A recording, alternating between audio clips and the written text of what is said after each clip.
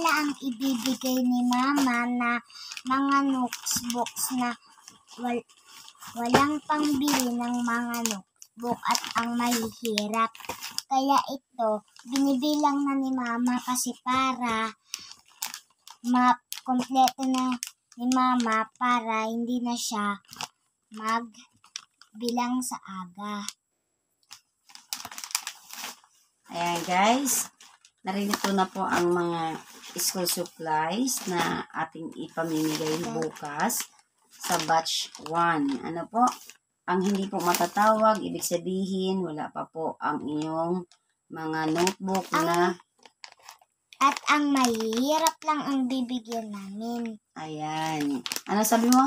At mahihirap lang ang bibigyan namin ng notebook. Ayun. Ayan, narinig niyo po ang anak ko ha. Ito po ay mula grade 4 hanggang G12. Ano po? Wala pa po akong grade 6. Ayan, grade 6. Wala pa akong grade 3 pababa. Ano nga yung mga nakalagay dyan, anak? Anong grade? Grade 5. Grade 6. Grade 4. Grade 6 ulit. Grade 4 na naman. Mula grade 4 hanggang grade 9. Ayan.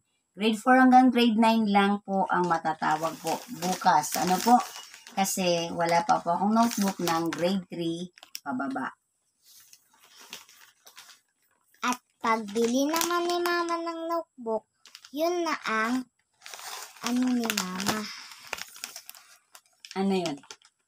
Ang ibibigay na grade 5 and grade 3. Ayan.